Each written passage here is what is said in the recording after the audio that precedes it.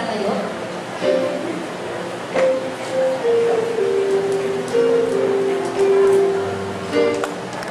Let's praise the Lord today. Hallelujah! Hallelujah! Hallelujah! Hallelujah! Praise the Lord! Nainip po ba tayo sa pagdaan ng mga araw? Gusto ba natin linggo agad? At ngayon, linggo na nga. Nag-uumapaw pa ang ating kagalakan ngayong umaga, mga kapatid. Kumanta muna tayo ng isang awit. Mula Lunes hanggang Sabado, naghihintay na ang linggo. Ang araw na to'y luha ng Diyos. Marinat mapuri tayo. Itasan ng kamay, sabihan ng mapuri at tumaway. Puri ng Diyos, tangina ang Diyos, ngayon at magpapailang mahal. Mula Lunes hanggang Sabado, naghihintay na ang linggo. Ang araw na to'y magawa ng Diyos, marinat mapuri tayo. Padyak ang daan, itaas ang kamay, sabihan ng mapuri at tumaway. Puri ng Diyos, ngayon at magpapailang mahal. Mula Lunes hanggang Sabado, naghihintay na ang linggo. Ang araw na to'y gawa ng Diyos, marinat mapuri tayo. Padyak ang daan, itaas ang kamay, sabihan ng mapuri at tumaway. Puri ng Diyos, tangina ang Diyos, ngayon at magpapailang mahal. Padyak ang daan, itaas ang kamay, sabihan ng mapuri at tumaway. Puri ng Diyos, tangina ang Diyos, ngayon at magpapailang mahal. Padyak ang daan, itaas ang kamay, sabihan ng mapuri at tumaway. Puri ng Diyos, tangina ang Diyos, ngayon at magpapailang mahal. Hallelujah! Hallelujah! Hallelujah!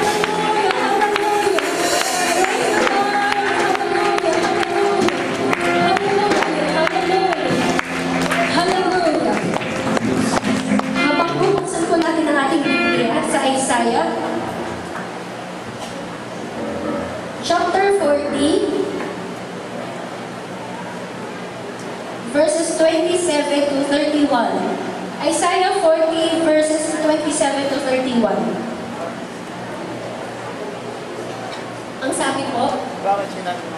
why sayest thou, O Jacob, and speakest, O Israel, my way is hid from the Lord, and my judgment is passed over from my God? Hast thou not known, hast thou not heard that everlasting God, the Lord, the Creator of the ends of the earth, fainteth not, neither is weary? There is no searching of his understanding. 29, he giveth power to the faint, and to them that have no might he increaseth strength. 30, even the youth shall faint and be weary, and the young men shall utterly fall.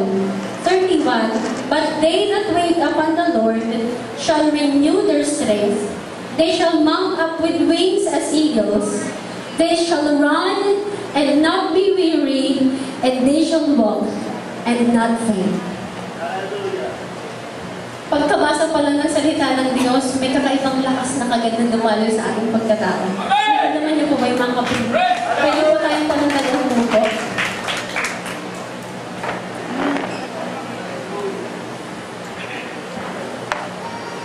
May binabrouse po akong video kaninang umaga lang, pagkagising ko.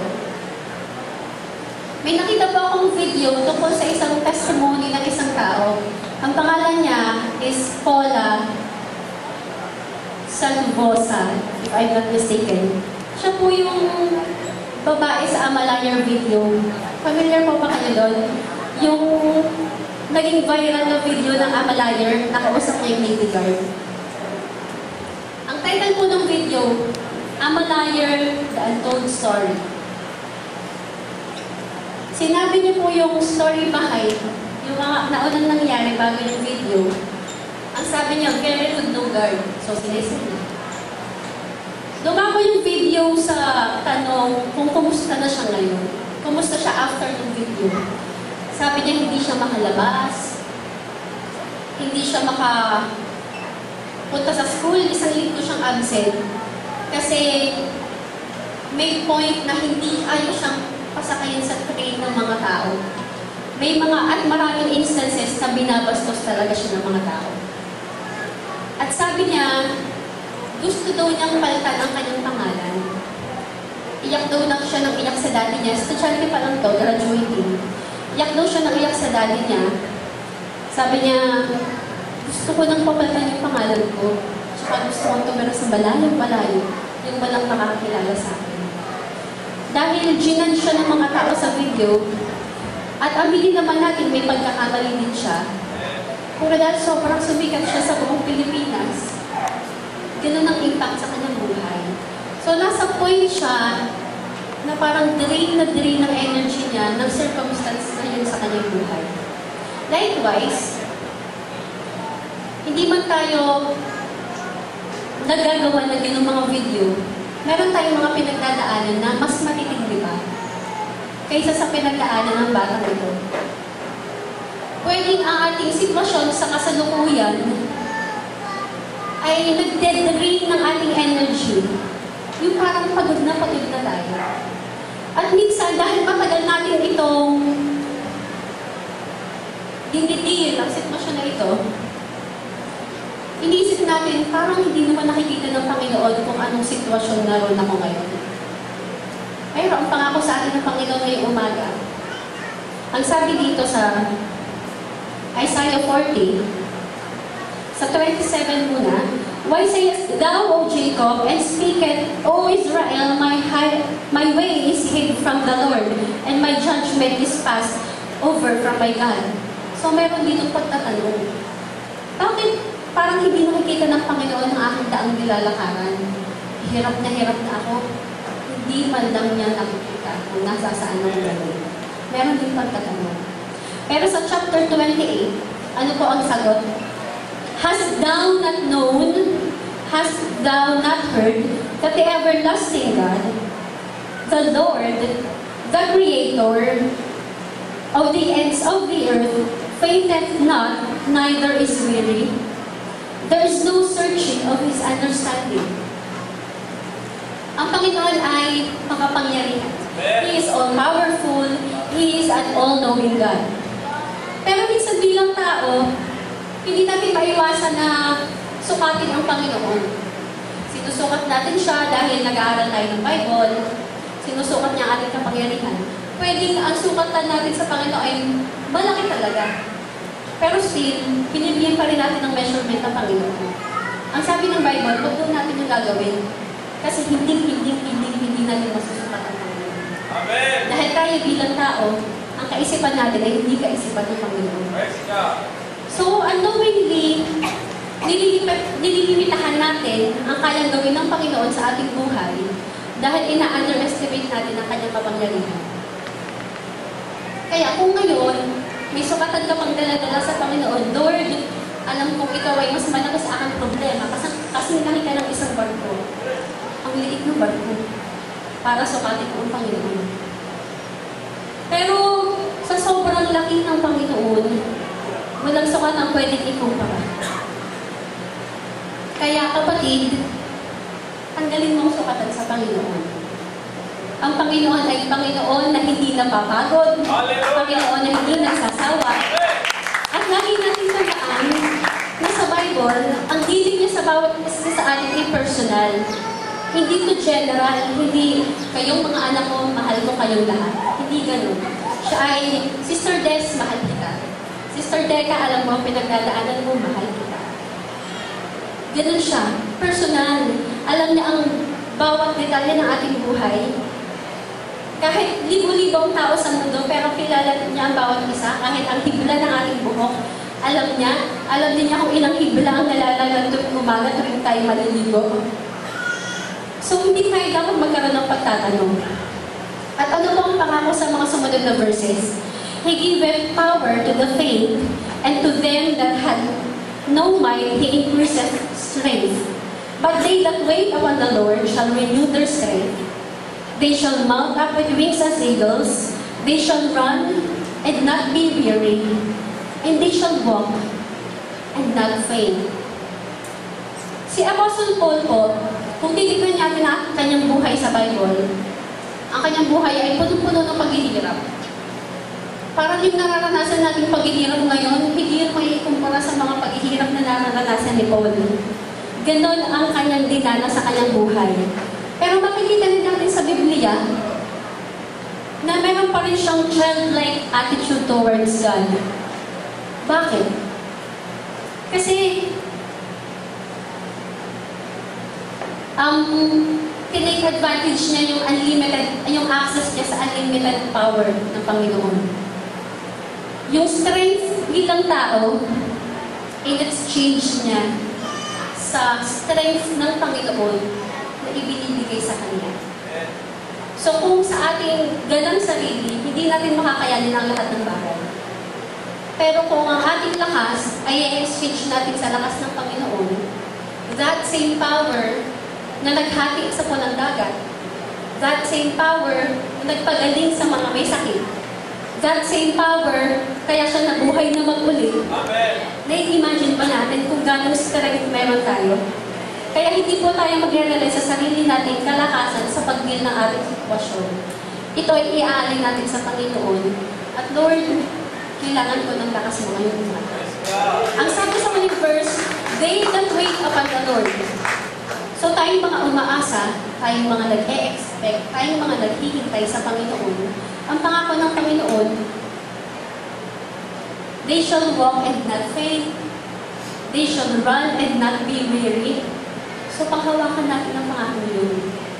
Kailangan lang natin i-claim, dahil ang blessing minsan na nandiyan na, dahil hindi natin alam at ayaw natin i-claim, hindi napapasakin.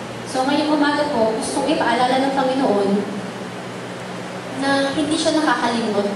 Kung ano man ang pinagdadaanan mo, andyan siya, lumalakad kang kasama niya. Hingin mo lang ang kanyang lakas. Kasi katabi mo lang siya, hingin mo lang ang lakas. Maaari po tayong tumayo. Purihin natin ang ating makapangyarihan ng Diyos. Hallelujah! Hallelujah! Hallelujah! Hallelujah! Praise the Lord!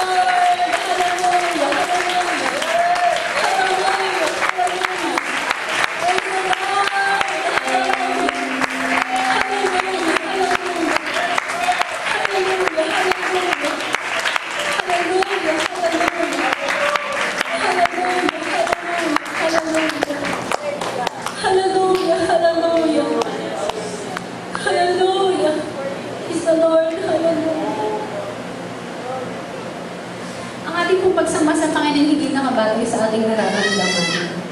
Kasi kung nabatay tayo sa nararamdaman natin, immature na ang pananaw yun. Dahil ang pagsamba sa Panginoon ay isang choice.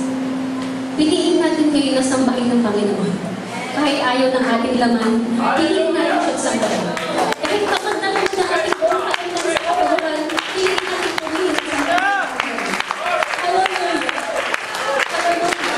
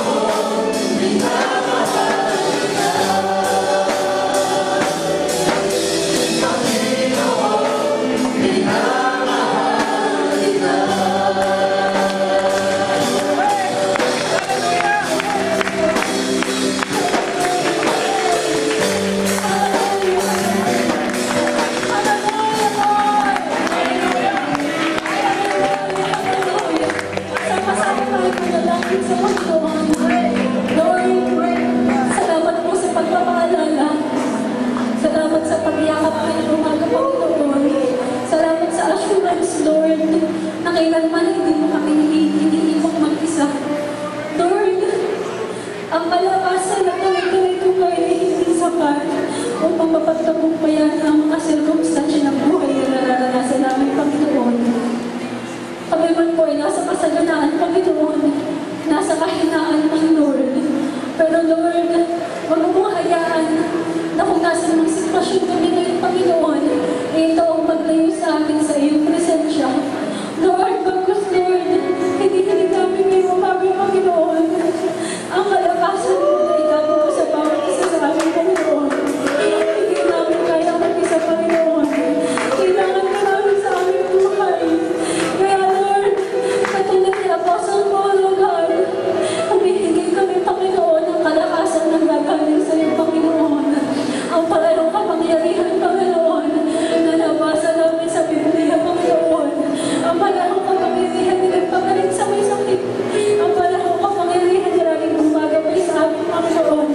Ang parehong kapangyarihan na nagbubuha ng ginagawa, Panginoon. Lord, hindi namin napapilito ngayong umaga, Panginoon. Kalakit ng pagmamahal mo na patuloy mong ipinadarama sa bawat isa sa amin. Lord, humihiling din po kami, Panginoon, ngayon ang gabay. Kayo po ang maging sentro ng aming pagpupuri, Panginoon. Panatilihin mo ang nagpupuri at sumasambang puso, Panginoon. Lord, ang umaga nito ay aming iniaalay sa dakilang mong pangalan, Panginoon. Wala kami ngayon dito, Panginoon, kung hindi ka sa amin.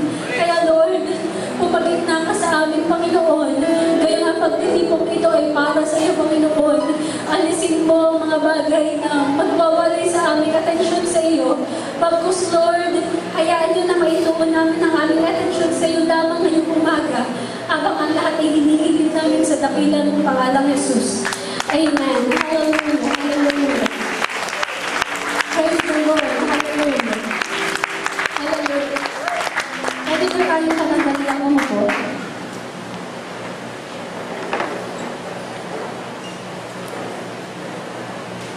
Habang tinatawagan ko bang ating bisita, meron po tayong bisita ngayong umaga.